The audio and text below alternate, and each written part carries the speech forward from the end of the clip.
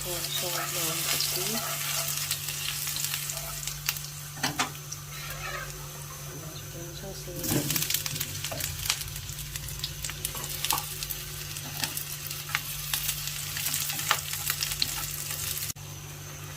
kasih sausnya juga,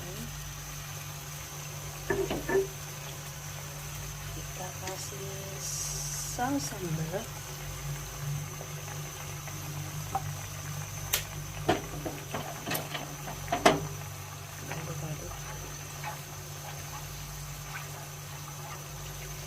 tambahin penyedap, kita biarin sampai kita masukin jamurnya.